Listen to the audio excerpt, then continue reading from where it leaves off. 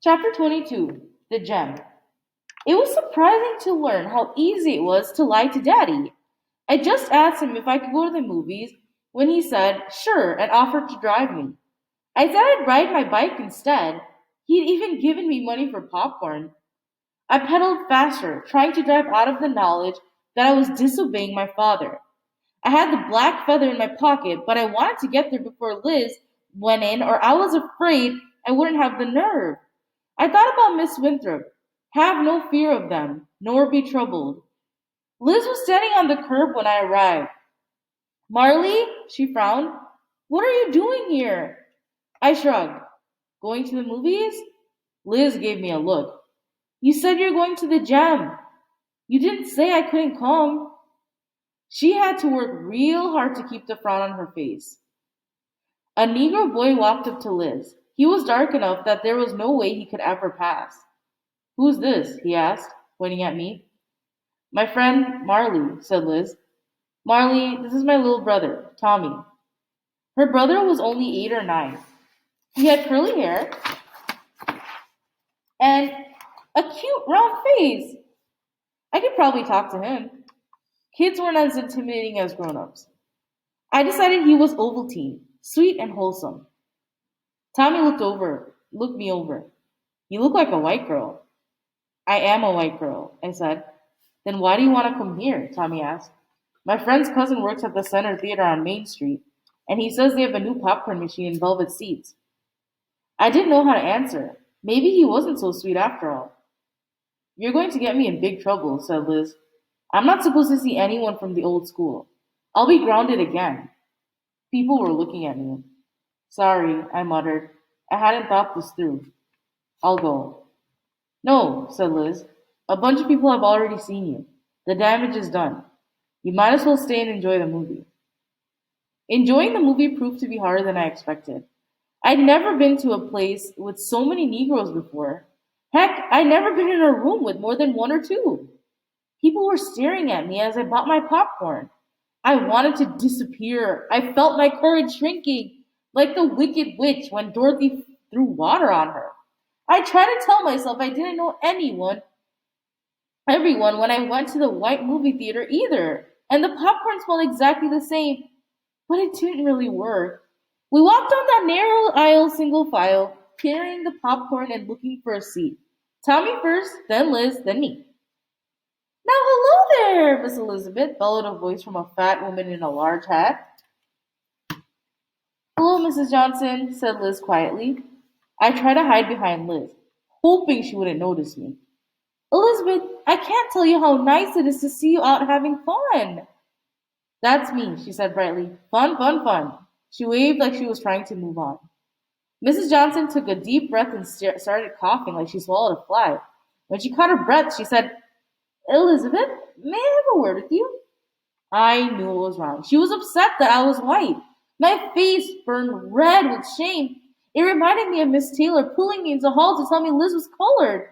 Now Mrs. Johnson was doing the same with Liz about me. Mrs. Johnson took Liz's hand and pulled her a step or two away, causing her to spill half of her popcorn on the floor. She shouldn't have bothered. I could still hear every word she said. What are you doing here with the white girl? She's a friend, Liz said miserably. From the white school. What were you thinking bringing her here? I didn't invite her, protested Liz. She just showed up. Didn't she realize this could be dangerous for you? Didn't she think about the repercussions? I hadn't. I thought the brave thing to do was to go and meet Liz at the gym. I thought it was the right thing to do. Now it seemed like I should have stayed at home. She's my friend, Liz protested. How can you be sure? Mrs. Johnson went on. Everyone was staring at us now. I prayed for the lights to go down and the newsreel to start. Elizabeth, people have been killed over less. After taking such an enormous, and I might say, foolhardy risk, you might at least, Mrs. Johnson, a familiar voice said sharply, what's going on here? We all turned and looked. There was Betty Jean, wearing a blue skirt and a white blouse. It was the first time I'd seen her without an apron. She looked real pretty. This white girl has snuck into this theater and I didn't sneak in, I told Betty Jean. I paid for my ticket. She could be a member of the Mothers League, a spy who. Betty Jean laughed. She's not a spy. She's the daughter of the family I work for. She's a good girl. I was so grateful. Mrs. Johnson harpumped. Are you saying you'll vouch for her? Yes, said Betty Jean. I'll vouch for her. Well, you're the pastor's wife, said Mrs. Johnson, but she still sounded annoyed. Thank you, I said to Betty Jean. She nodded. Enjoy the movie, Marley. But I didn't. My heart was beating so fast. It took me ages to calm down. Even though I was next to Liz and Betty Jean, it was just a few rows back, I kept worrying Mrs. Johnson was going to come back and hit me with her hat. How had Liz ever concentrated at school? How had she done math problems and written essays when she was surrounded by people who might hurt her if she found out who she really was?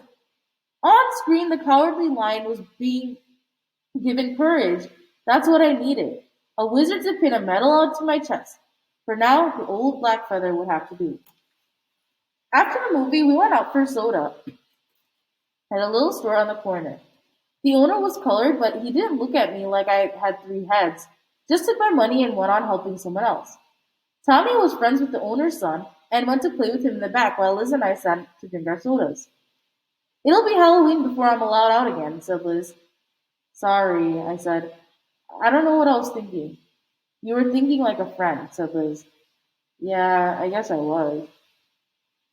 Is this goodbye? Goodbye, asked Liz. Please, Marley. For a girl who can solve a magic square, I think you'd be a little more inventive. But all we need is a time and place to meet. Mama's got me scheduled up to the gills. But Tuesdays afternoons might work. I have to take Tommy to baseball. But I could probably break away for an hour or two. At the zoo? I asked. No, too public. Anyone could see us there. I tried to think, like her for a moment.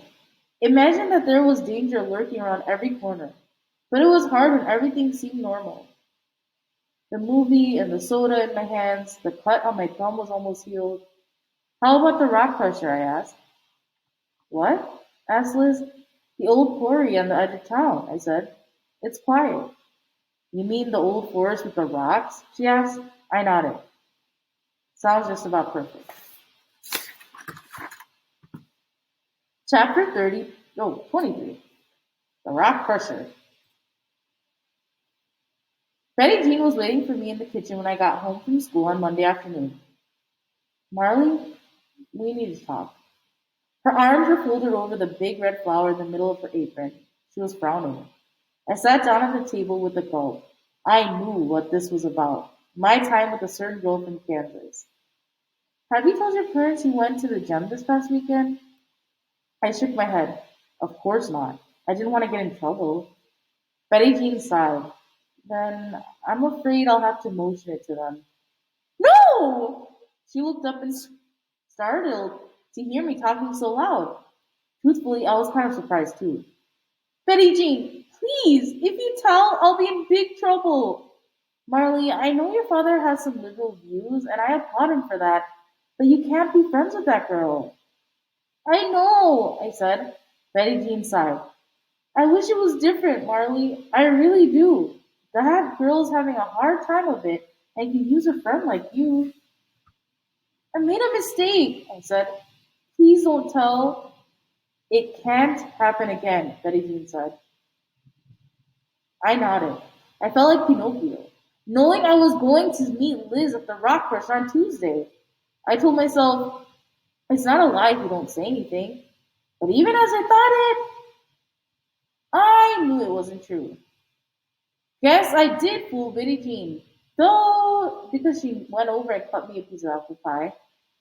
Luckily for you, she said, I sometimes have a very bad memory. She handed me the pie. Thank you, I said. She nodded.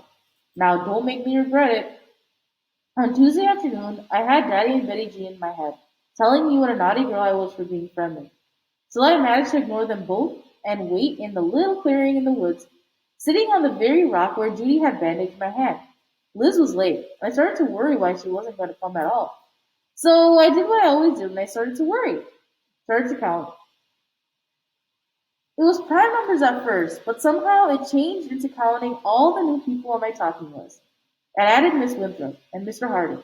Now that we were doing math together, sometimes I said more than just numbers. Maybe I don't understand, or more often, oh, I get it. I'd spoken to Liz's mother on the phone, even if I was reading from the cue cards and chatting with Tommy, hadn't even made me sweat. For so long, I'd been the quiet girl. If I wasn't her anymore, who was I? Finally, said Liz, stepping out into the clearing. I've been wandering around for 20 minutes trying to find you. She looked, taking in large stone, taking in the large stone I was sitting on, the ring of trees, the path leading out into the woods. The grass was tall and turning brown, but a few wildflower flowers still poked their heads up above the meadow.